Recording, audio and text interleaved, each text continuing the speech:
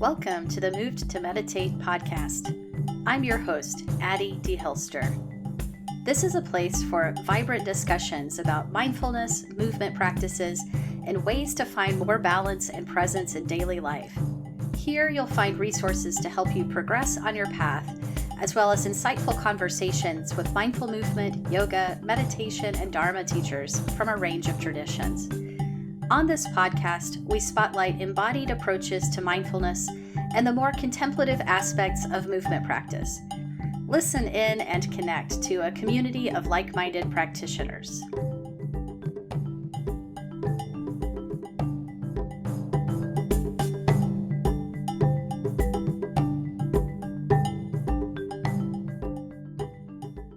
Hello there, and welcome to today's episode of the podcast. Do you find it motivating to know how your practice is benefiting you? Or are you perhaps the kind of person that won't decide to do a new activity unless you really get why it's worth your time and effort? I can totally understand that. And that's why this episode is going to be dedicated to talking about some of the many benefits of mindful movement practice, especially highlighting 4 interesting possibilities that you probably haven't heard about. We're going to go beyond the standard list of outcomes like stress relief and improved focus and physical relaxation. You'll hear about feel-good chemicals called myokines that your muscles release even with gentle movement. How working with pace and slowing down your movements can translate to better physical balance and emotional balance because of interconnected functions in your brain. How moving in sync with others promotes empathy and openness, and how mindful movement can be a form of embodied learning. There will be a lot of resources linked in the show notes today. If you are intrigued to do some further reading on any of these mindful movement benefits, you can find all of my sources on this episode's page at movedtomeditate.yoga/podcast. And after you hear this episode, if you're feeling motivated and want some more support for your practice, I invite you to check out the Moved to Meditate class library. It is an online catalog of mindful movement, yin yoga, and guided meditation practices that bring to life the things that we talk about here on the podcast. There is a free tier to the library membership where you can access a rotation of 5 different video classes each month. You can learn more and sign up for your free library card on my website at movedtomeditate.yoga/class library. All right, on to our topic for today. Let's start by taking a moment to get on the same page about what mindful movement is. Because mindful movement is a really broad term that could include quite a few different things. Common examples are yoga, qigong, tai chi, somatics, and mindful walking. But really, any movement you do with presence could count as mindful movement. It's not so much what movement you do, but how you do it. Because you could also do any of the activities I just named in a totally distracted or mindless way. Or the focus could be more on performance than on paying attention. So one of the keys to truly practicing mindful movement is that mindfulness is not only implicit, assumed, or treated as a side benefit, but it's something that we are deliberately cultivating in how we practice. You could also call it movement-based mindfulness, where close attention to our bodily, emotional, and mental experience is the central intention in the movement practice. We know that both mindfulness, as in meditation, and movement, including exercise, have tons of potential benefits.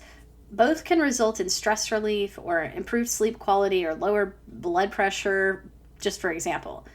Movement can bring better mobility, strength, and other aspects of fitness. Meditation can improve memory and focus and give us tools for working with challenging moods and thoughts. You've probably heard about most of those benefits already. So I thought it would be fun to talk about a few other outcomes of mindful movement that don't necessarily get as much play, which means you might not be aware of these. Some of these relate to the combination of movement and mindfulness, so there's a kind of multiplier effect there. And others are just really cool examples of how movement practices can benefit us psychologically and even socially if we're paying attention on those different levels. As I said earlier, I have 4 of these benefits. So let's start with the first one.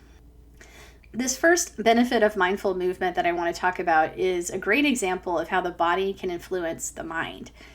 This benefit has to do with myokines, which I mentioned before, are substances that your muscles secrete during movement. We now know that contracting your muscles is not only useful for strength and fitness, but for producing beneficial chemicals that promote brain health and mental well-being. I bet you've heard about how the brain produces endorphins when you exercise, but have you heard of these myokines? Myo means muscle, and myokines are chemicals that your muscles release, which have a whole bunch of wonderful effects systemically. I learned about this one originally from Jessica Patching Bunch when she was guest presenting about neuroscience in the mindful movement teacher training that I lead. And then she sent me to Kelly McGonigal's work for more info on this. So I'm going to quote Kelly McGonigal, who is a health psychologist. And in her book, The Joy of Movement, she writes, "One of the greatest recent scientific breakthroughs in human biology is the realization that skeletal muscles act as an endocrine organ. Your muscles, like your adrenal and pituitary glands, secrete proteins that affect every system of your body. Scientists now believe that many of the long-term health benefits of exercise are due to the beneficial myokines released during muscle contraction. Some myokines have a positive effect on our moods and cognitive functioning, which is why they have been nicknamed hope molecules and compared to something like a natural antidepressant. Some myokines affect organs of the body, helping to improve metabolism and balance blood sugar or reduce inflammation. Others are being studied for their potential in preventing neurological disorders and promoting brain health." Amazing, right? And you don't necessarily need to do strenuous exercise to get myokines flowing into your bloodstream. It's not like the runner's high where you need intensity and endurance to trigger those endorphins. Slow, gentle, mindful movements would generate myokines. Simply walking will generate myokines. McGonigal goes on to say, "Every time you take a single step, you contract over 200 myokine-releasing muscles. The very same muscles that propel your body forward also send proteins to your brain that stimulate the neurochemistry of resilience." Because movement was so important to our survival, humans evolved in a way where our bodies incentivize and reward us for movement. We need movement in order to be as well as we can be. This is one reason why it can help so much to do some mindful movement or walking meditation before a sitting meditation. Our myokines give us a lovely neurochemical assist with the process of calming our system and bringing our attention into the present moment. Okay, for the second benefit of mindful movement that I wanted to bring in, let's talk about balance. When I say balance, you're probably thinking about the physical skill that helps you stay upright and avoid stumbles, right? I do mean that kind of balance, but also balance on other levels, as in emotional regulation. And they may be connected. There's some evidence that slow mindful movements help train the brain to control the pace of or to stop a movement, which improves physical balance and may transfer to slowing our emotional reactivity as well. Isn't that interesting? For this topic, I'm drawing from a neuroscientist and mindful movement researcher, Dr. Tamara Russell, and her book, Mindfulness in Motion. It turns out that when we practice paying attention to the pace of a movement, perhaps slowing it down, like in a walking meditation, a slow qigong form, or a mindful somatic movement, just to give a few examples, we strengthen a skill called motor inhibition. Normally, I don't think of inhibition as something that I'm really going for, but motor inhibition actually helps us make shifts in movement to avoid obstacles, or to stop our motion to avoid falling or running into something. We do need to be able to tap the brakes, right? So in her book, Dr. Russell cites some research on how Tai Chi is an effective fall prevention tool for older adults, in part because the slow, mindful movements help them develop motor inhibition. The other fascinating piece of this is that she points to a link between motor inhibition and our ability to pause in emotionally reactive moments. Imagine pausing before hitting send on that scathing email to your coworker, or pausing to ground yourself in the present moment before your mind runs away on a worry train. Apparently, this ability may be supported by the motor inhibition we develop in movement.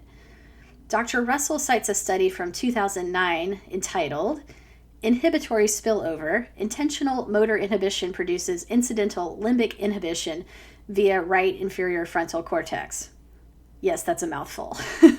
This study was done at UCLA, and they showed participants images of friendly and unfriendly faces, monitored what was happening in their brains, and asked them to either push a button or not push a button, depending on what they saw. That was the motor inhibition task. They looked at what was happening in the amygdala, which relates to the process of our brain deciding if something is a threat or not, and found decreased amygdala activity correlated with motor inhibition. Essentially, that fear response was dampened because of the nature of the movement task. The research suggests that because these different parts of our brain are connected, the restraint we learn through movement naturally influences our emotional regulation. That's pretty huge to think we could be developing that skill each time we practice slowing ourselves down through mindful movement. Okay, third benefit. For our third benefit of mindful movement, let's talk about the effects of synchronizing with others as you move. Even with that last one, the second benefit, the emotional regulation aspect pointed to some ways that the benefits of mindful movement are not just for the individual practitioner, meaning that if you are less reactive, everyone around you benefits. You are easier to be around, right? It improves your communication and thus your relationships. And this third benefit about moving in sync with others has an even more obvious connection to that relational and social realm. Evidence suggests that movements done in synchrony with others may promote empathy and connection, even with strangers. In Dr. Keltner's book on awe, which I did a whole episode on about a month ago, he talks about the power of moving with a group and how that instinct has been a form of human bonding since the dawn of time, and how it's at the center of many of our rituals, religions, rites of passage, and everything from sporting events to parades to yoga flows to dance parties. Something about moving in sync with others seems to soften the boundary of me versus you in a way that helps us connect. We can temporarily lose ourselves in the experience in a good way. Early social scientist Emil Durkheim called it collective effervescence, which is such a cool term. And he coined that way back in the early 1900s as he observed villagers dancing. He described watching them dance in this collective effervescence with words like harmony and electricity. Dance is a big one, and similarly, Dr. Keltner also talks about how fans of the same sports team bond around the same shared identity of rooting for that team. Watching movements together, collectively cheering, jumping, fist pumping, or doing the wave, we can see how there's something to that. But even simpler than that, there's the natural way that your steps tend to synchronize with someone when you walk together. Or in a movement class, how we might all inhale and raise our arms together and then exhale and lower. Or in a vinyasa yoga class, the whole group might flow through sun salutations relatively in unison with each other. We can choose to match each other's rhythm. We don't always have to do that because, sometimes it's better to go at your own pace. But it's interesting to think about the social benefits, what it does to our brain, of having a nonverbal shared experience with someone. When I was running my yoga studio, I used to love seeing how many friendships seemed to form through our classes.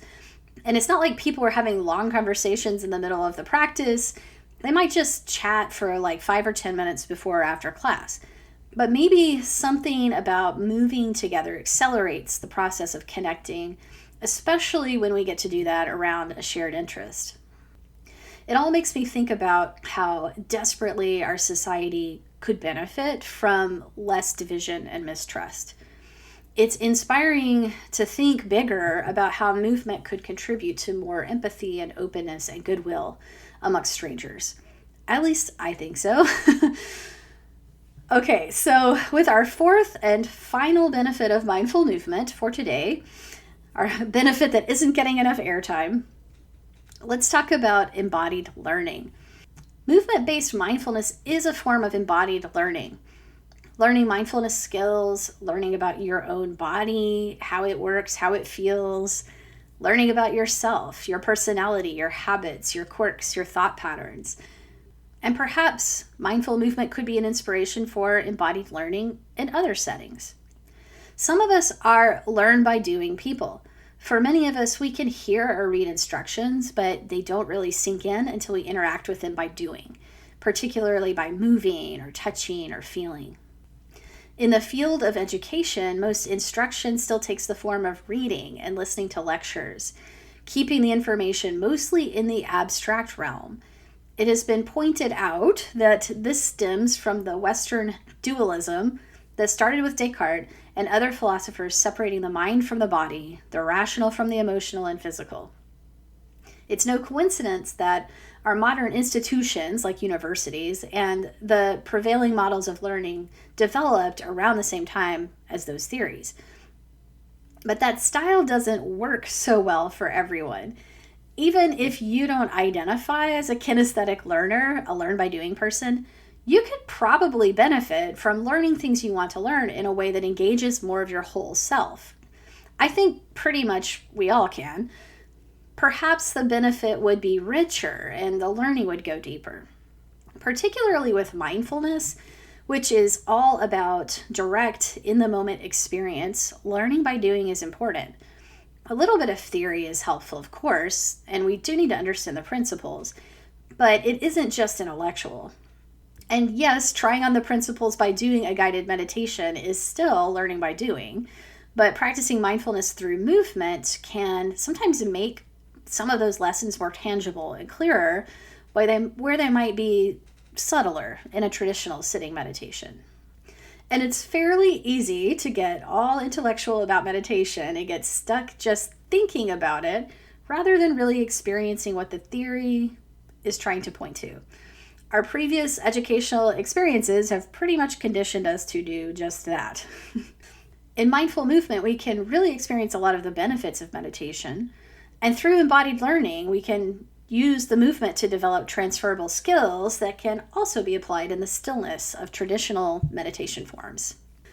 Okay, so that's my 4 less talked about benefits of mindful movement. What did you think? I hope some of these piqued your interest or gave you a new way to think about what we might be up to in mindful movement practice. Remember to check out the Moved to Meditate class library and the free library card if you want to do some more embodied learning and experience these mindful movement benefits for yourself. Or send me a note with your questions and comments. I would love to hear what your takeaways are from this episode.